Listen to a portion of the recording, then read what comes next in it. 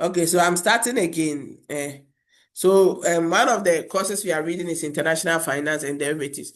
And when talking for international, you are going beyond your what the country that you find yourself in. And so international finance is simply undertaking financial management at the international level. Okay, and then meaning you have to take into consideration other factors from other countries into consideration. Derivatives at the international level. So that's what we are going to basically do, looking at the topic, So that is it. So now we are going to concentrate more on the overview. We are going to start with the overview of international financial management.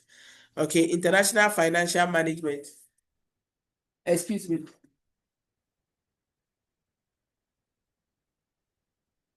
Please give me a glass here. Oh. Which people are making noise?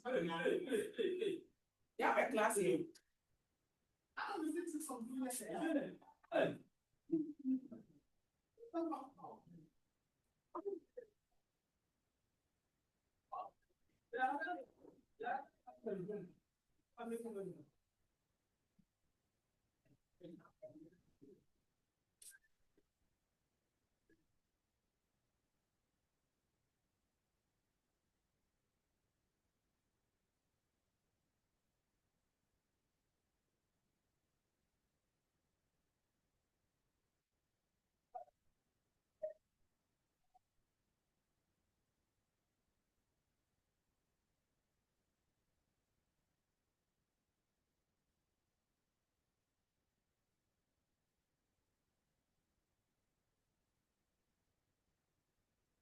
Sorry, okay.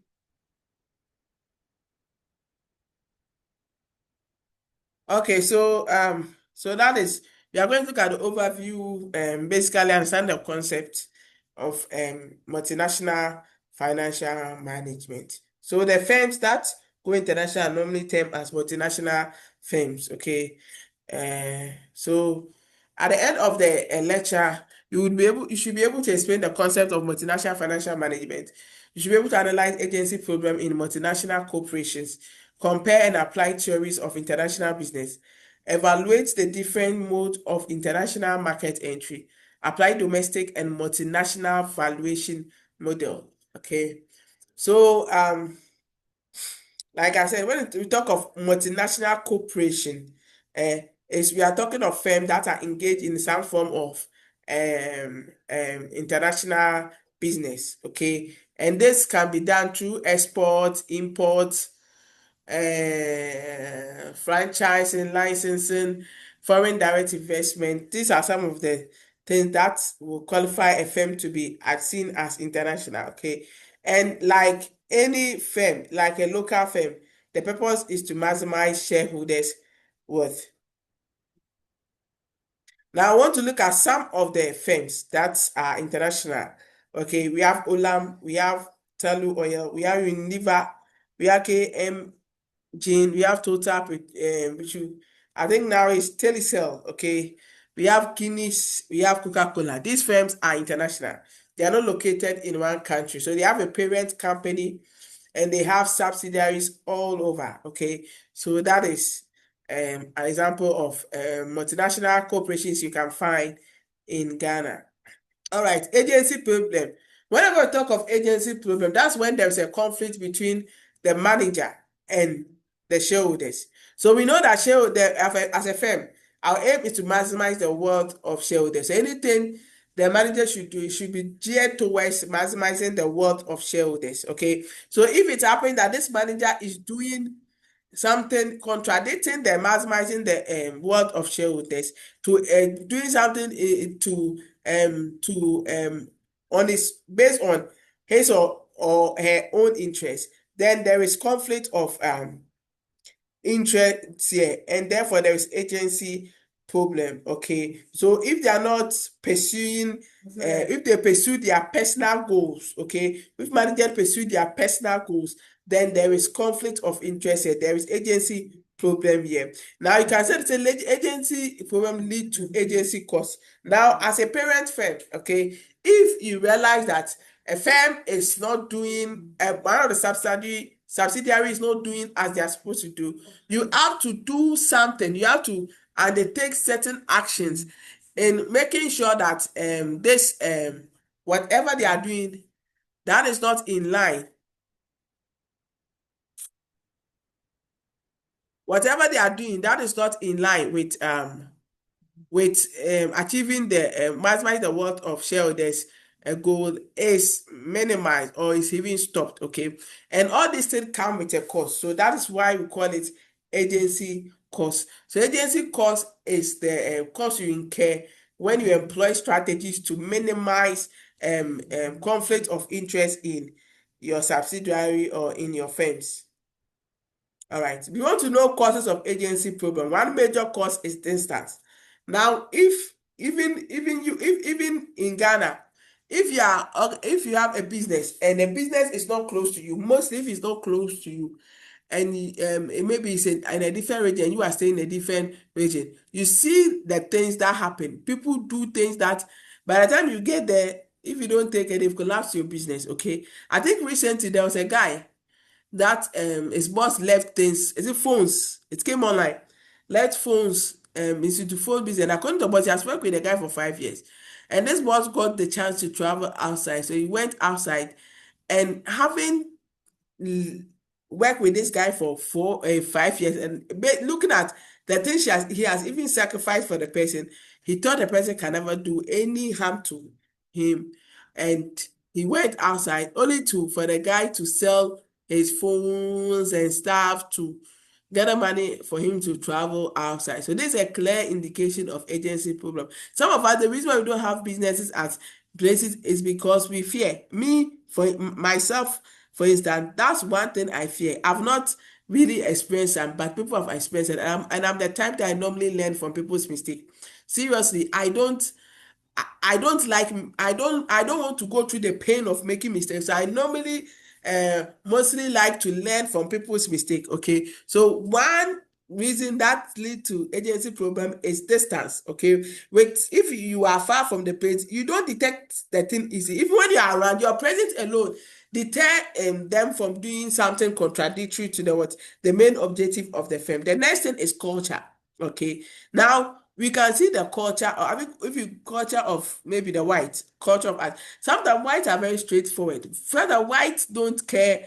They will turn their own family member in for doing committing a crime or maybe doing something against the law. But we are not like go and turn your own family member in. With the person is wrong, they will come and tell you, hey, do you get me? So sometimes culture is different. Okay. So it's sometimes the way we behave. So in Africa, like the people can just employ someone just because they are related to them, not because they are good.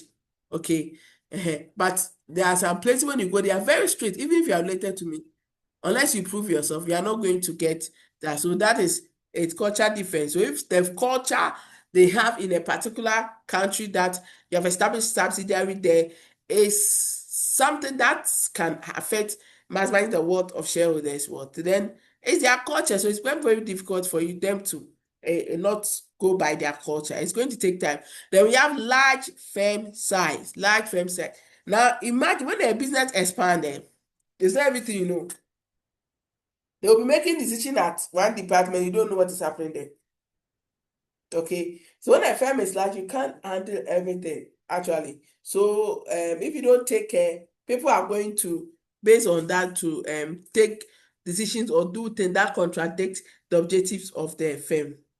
Okay. Now, how we can control agency problem? What are some of the things we can control agency problem? There are two main ways of controlling. The parents, as in the parent firm, okay, can adopt strategies to control, and we have the employing corporate control also. Okay. The first one is clear communication. Okay. And communication is very important. The person is coming to work with you. You define what the objective of the firm is. When you come here, this is what you are supposed to do. We don't do this, we don't do that. Make it very clear because they will assume, they will start assuming the way people behave in their house or in their community or in their culture, they will now just assume that that's how they are supposed to do it. Okay, that's how they are supposed to do it. Okay, so there are some people, oh, even sacking some people, someone from work it look like, oh, it's painful, but meanwhile the person is not performing, meanwhile the person is harming the company, so they will never sack the person because they will be seen as the bad people. That is the community he or she is carrying. That's how she has been raised. Okay, and when people are raised in certain way, in fact it's very difficult. How many of you know we maybe in Africa we trying to give reasons why maybe a man shouldn't be with multiple women, and it's not fair. They will not accept it. They are not accepting not because they don't see that it's fair. Oh. It's because that's how they have been raised. And believe me, it pleased them. So it's in their favor. If it wasn't in their favor, if it was the other way around, it was women who were doing that, they would have fight against, and women too would have said no, they wouldn't change because, do you get me? So when a culture is built, okay, even in a house, if you train your children in such a way that male shouldn't do something, female should do something, they grow up and it becomes very difficult. It will take, so you have to communicate to the person who is coming. Don't think the person should have common sense. No, no matter how intelligent the person portrayed at the interview, don't think the person is intelligent or the person should have common sense. Just communicate it to me. Even if it's common sense, and then communicate it to the person that this is how we do things here, so that the person will do what? Whoa, go on and do it as it is. The next one is monitoring. You should monitor. You should find ways to monitor. We have electronic money. We can plant cameras around. You can everything before it can go through should pass through maybe a system that you've plot a technology system that you've introduced in the firm. So everything that you can do before you can do it, you should pass through that system, so that even if you are not there, you will see it, that no, something is moving, a decision is being made at this place, you see it. Okay, so everything should pass so that you be able to monitor, and you make it such a way that if it doesn't pass through the system, it cannot be approved. So even if you are not the one making the decision, you see that no, something is moving. Okay, so monitoring is very important. The next one is performance-based compensation. Okay, performance-based compensation. So no matter the salary, in fact, so I was telling someone that sometimes if you can give a salary of maybe 3,000 to workers, okay, just leave the 1,000 somewhere and say you are paying them 2,000, and just be dashing them money as time goes on till they get 1,000 in that month. They will appreciate it more. They will appreciate it more. Seriously. The person, if you say, oh, I have to pay this person 3,000 Ghana cedi. Okay.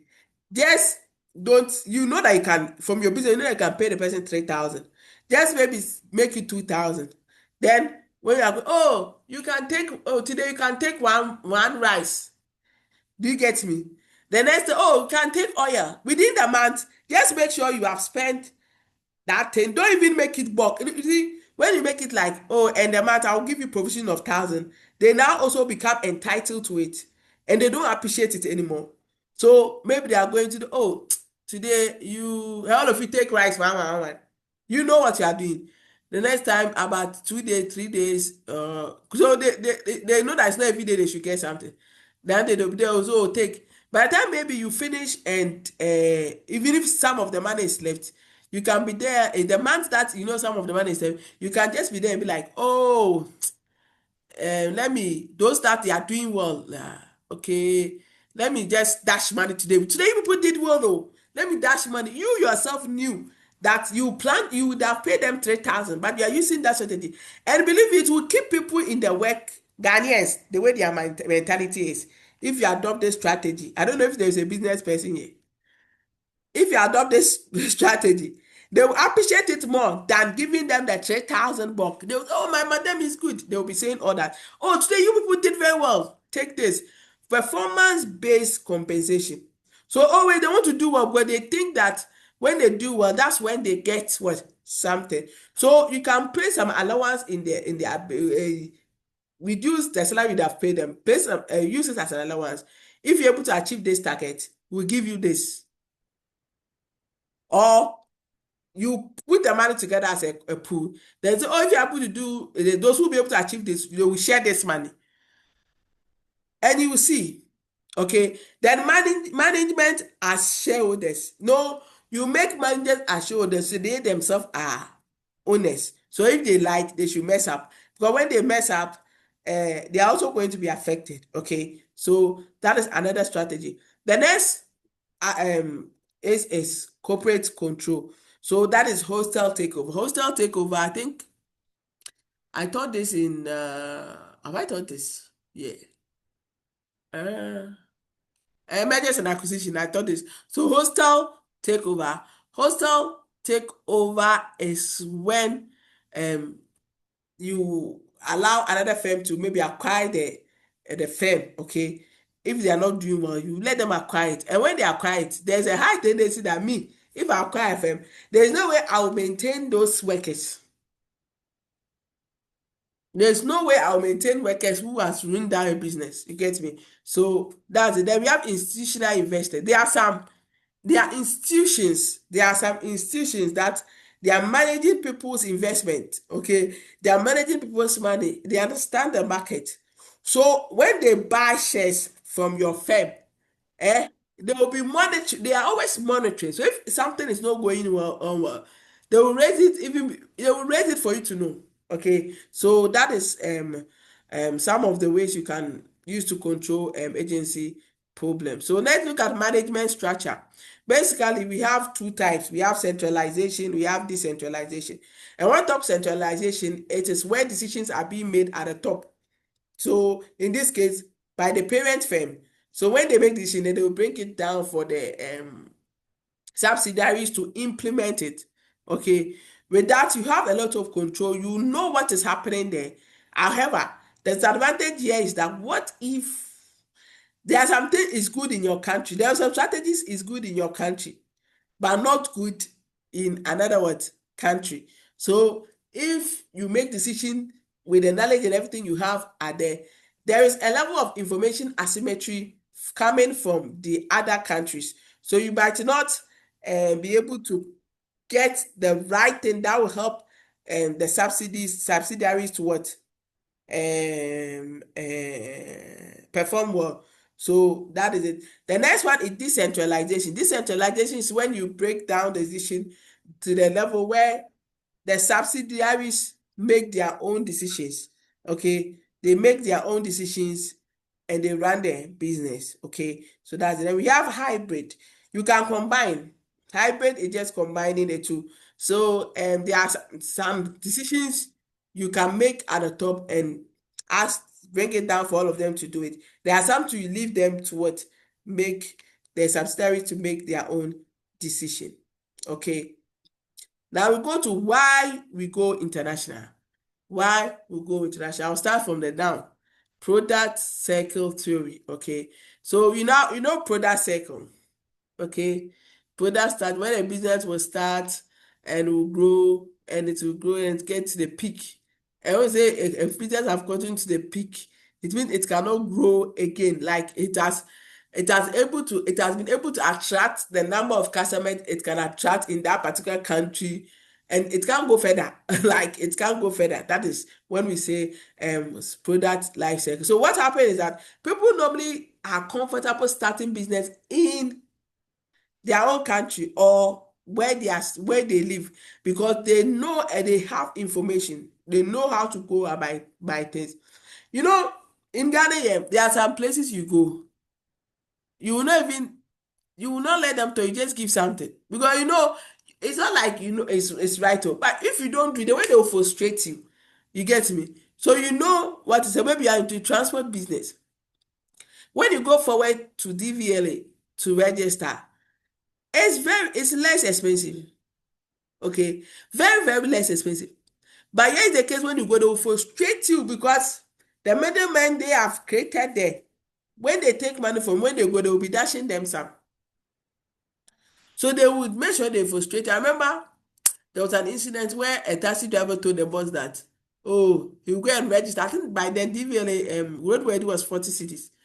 He'll go and do it himself. And the car was new, everything was working. So he went there, he had everything. So he went there, these people were checking, they couldn't say not find out this is what they told the person. They told the person that his engine is dirty. So he should go and blow it before he comes.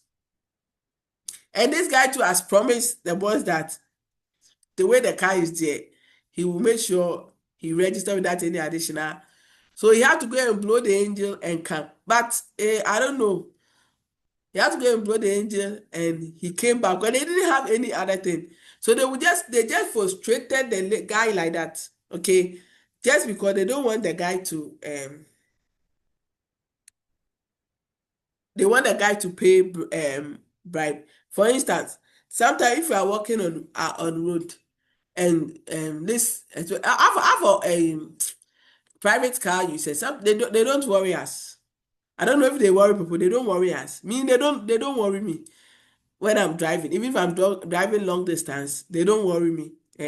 But I don't know but I know the commercial people, even though everything of theirs is intact, they will just give the money and go because they will frustrate you. So they have information about what is happening in their country. Okay. So they know how to go about things in their country. So they have information as to what is happening in their country.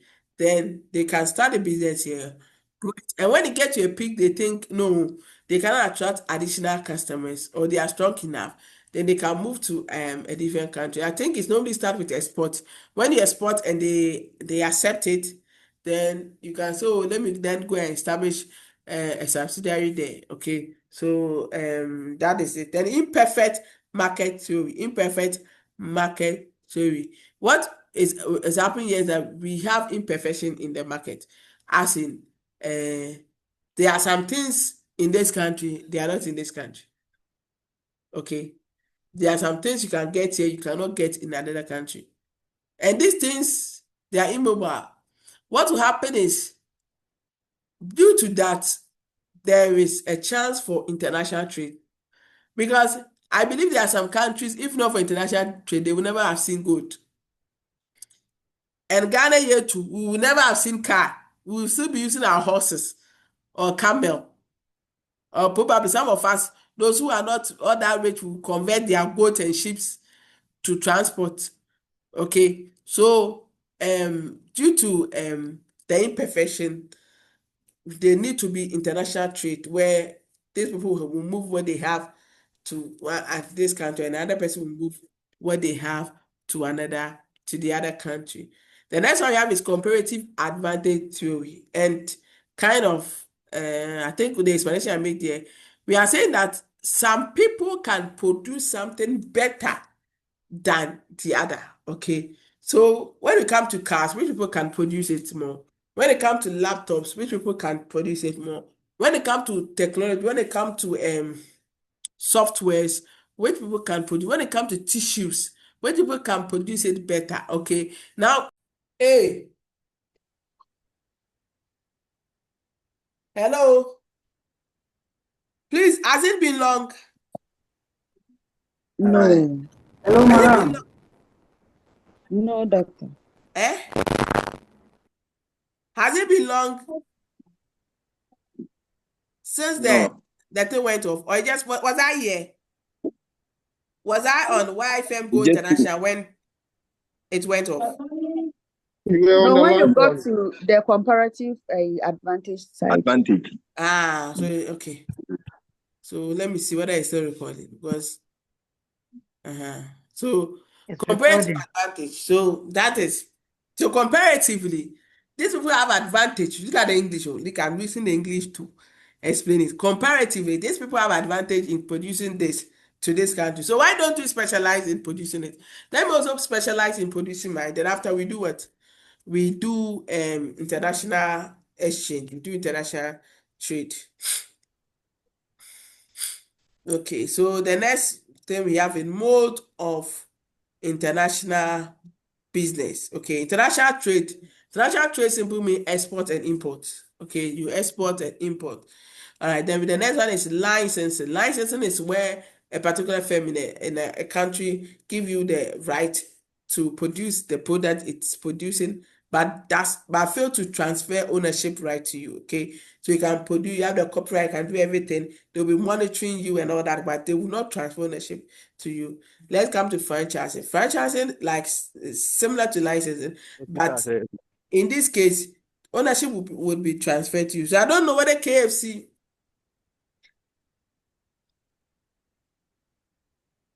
I don't know whether KFC is under franchising or licensing, but I believe it's under franchising because Yes. yesterday I went to buy some at Sunyani. I didn't eat the chicken. I didn't eat it. It's as if the spices, like, I couldn't eat the chicken. I had to throw it away. Yeah, because I don't think these people are supervising them. So maybe it's franchising. Then we have joint venture when a country can, people can move from one country to come into partnership with a domestic firm or a domestic person to what? For them to jointly establish a business. So that's joint venture. Then we have acquisition. So international firm can just acquire. Me, I don't even know whether I heard something about MTN, but I'm not sure. So let me just end here. But Telecel came to acquire Vodafone, right? So that is there. We have new subsidiary. That's why you come and you start a new subsidiary from the scratch. Okay, so that is it.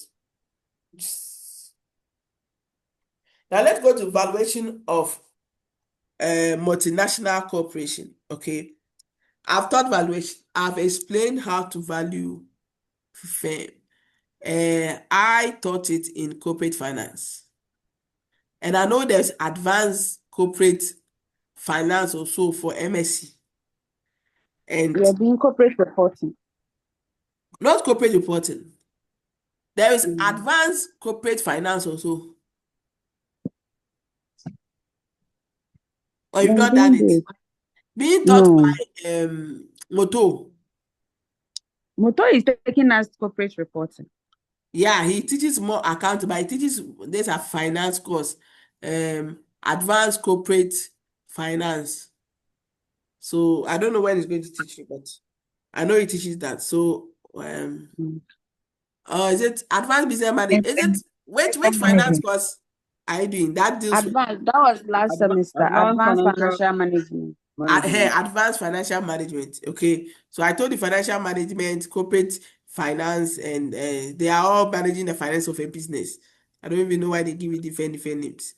Okay, but they are all the same thing. All right. So they taught you how to value firms domestically, how you value from firms. And I know students will normally say they didn't teach and they didn't teach. There's no way they will teach financial management without teaching you how to value a firm. Okay, so I will not ask you. I know you have been taught. Okay, so it's just to value a firm. Finance, we are more interested in cash flows. We are more interested in cash flows and we are forward looking. We are not like accounting people that they are concerned about profit. Profit in the car, by the time they bought the thing on credit, that all the profit they have, the money is not even with them. The accounting people, that's how they are. They also believe in historical data. But we finance, we believe in cash flow. What's it? You have made profit. Let's see. Where's the money? We want to see money coming in, money going out. Okay. So that is what we are interested in. If you go and sell on credit, we don't see it. We don't see it. Before it will be converted to bad debt. We don't see it. Okay. And we are forward looking. So we normally consider, okay, so money that will be coming in today, the next year, the following year. And we look at the cost of capital or returns. So probably you can look at the returns. We can probably use treasury bill rates to maybe discount those cash flows to the present form. So in finance, okay, if you tell me that you give me 20,000 now, thank you.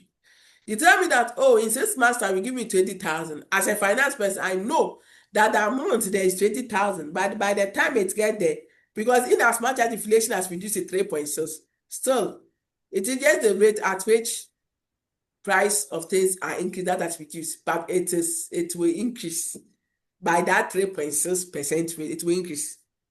Okay, so what is happening here? If you tell me you give me 20,000 in 6 months' time, as a finance person, I wouldn't see it as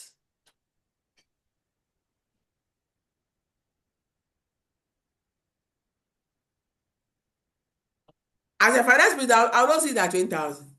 I'll probably look at the treasury rate. Oh, maybe treasury rate or policy rate. I'll just use to discount it. Discount it to its current form.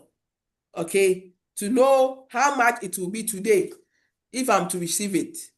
Okay, so that is how we value our assets. So it always comes with discounting to its present form, to its present value, to its value now, for how to determine the value of what?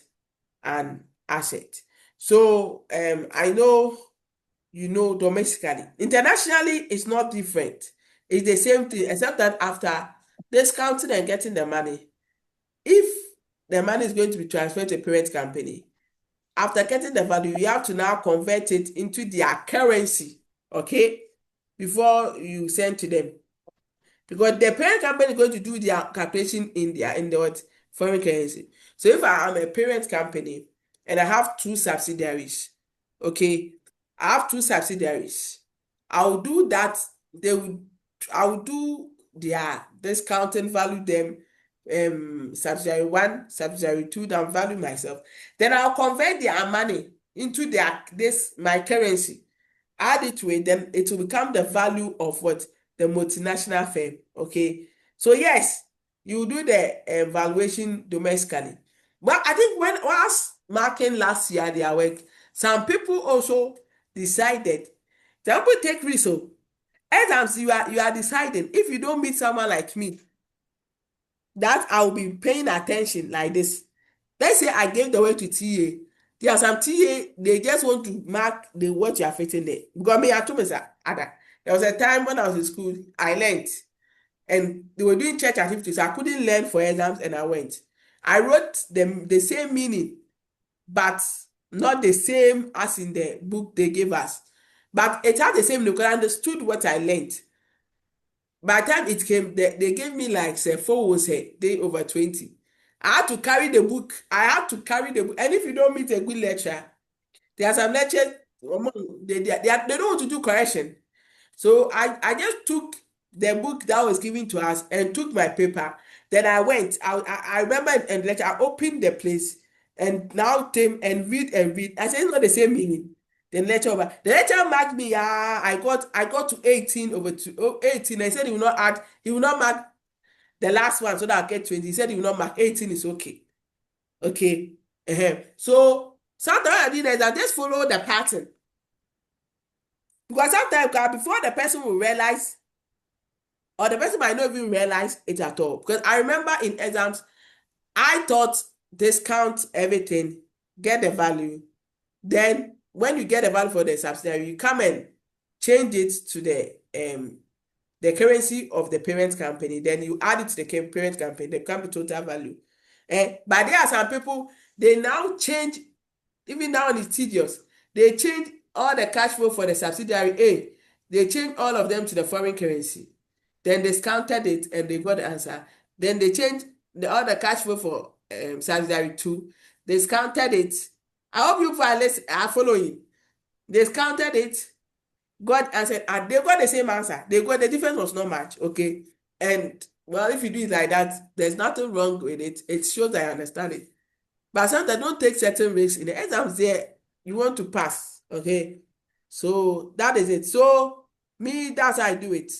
I do the domestic, that's how I teach it. Do the domestic valuation. After I'll convert it to the parent value, exchange rate. I'll look at the exchange rate will be given, so change it, then you add it to the parent, or then you get the total value for what? The company. Okay, so this is the formula. Cash flow over discounting factor. This raise the poverty. Cash flow. So sigma cash flow. So all the cash flows, you add them, all of them over. So that is it. Multinational valuation model. So they have written the step there.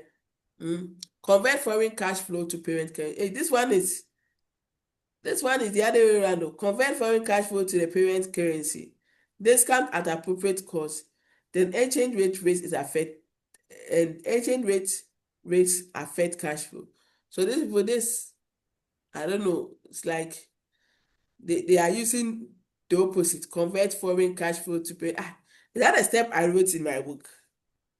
But when I solved, I didn't use this step.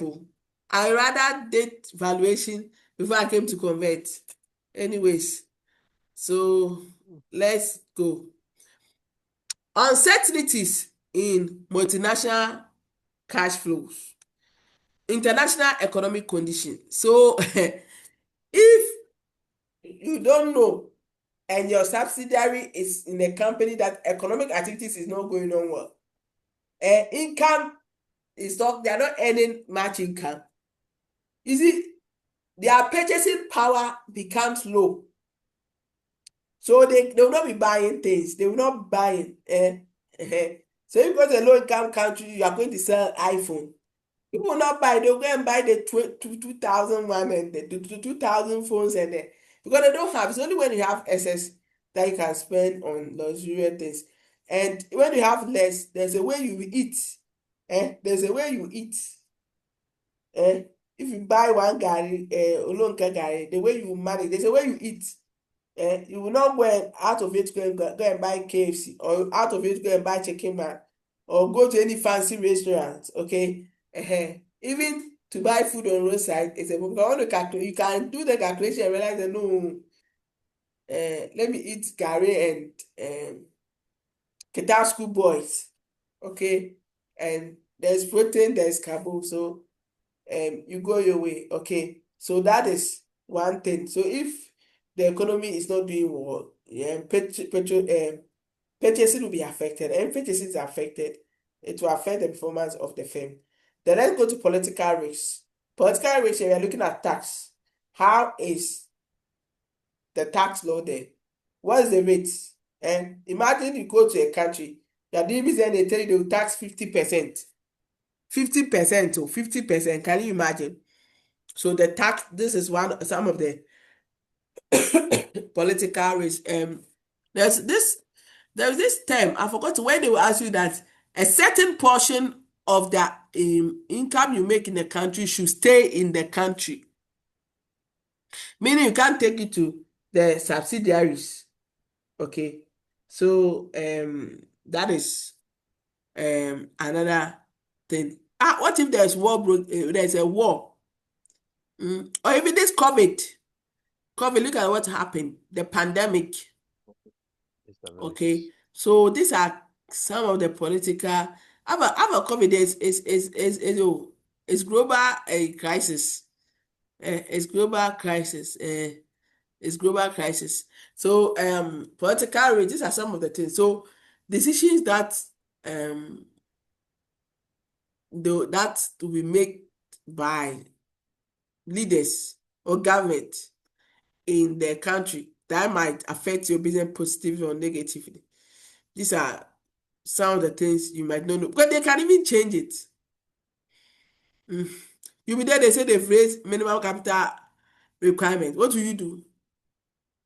You are already there. All you have to do is find a way, or you transfer ownership, or you sell your firm. Okay, so that's it. The next one is exchange rate risk. So imagine your subsidiary in a country and the exchange rate is doing very bad. Let me even say compared to yours. By the time they will bring the money will be huge here. By the time it comes to it is nothing. Okay, it is nothing. So these are some of the things you should be considering. Okay, so assignment. Any question?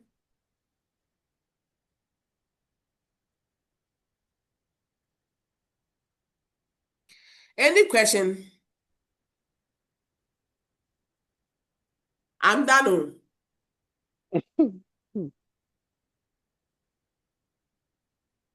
I've spoken for 56 minutes. Any question? Hey, you are okay? Not yet. Not yet. Not yet. What time? I'm done. Hey. I'm done. So, this is what's going to happen. This is your assignment for international finance and derivatives. All of you have the knowledge on how to value FM. Okay. Hello? Hello. Yeah, I want to All of ask you for, have knowledge on how to value FM from either corporate finance, from financial management, or even business financial management. So I would like you to convert that knowledge into the international level. So in the lecture note I gave you, you will know, you see that I've solved some questions there. And as I'm solving, I'm even explaining. So you go through it, understand it very well. I said you go through it and understand it. Those people that when they give assignment, they don't do some. You understand it, then you use it to solve illustration 4. In the lecture notes, use it to solve illustration 4. You use it to solve illustration 4. Okay. Hey, so no one is responding. Is it okay? Okay, madam. Oh, yes, Illustration sir. 4. Yes, sir. Yes, we will need. So that is your first assignment. If you have any question, you ask. Madam,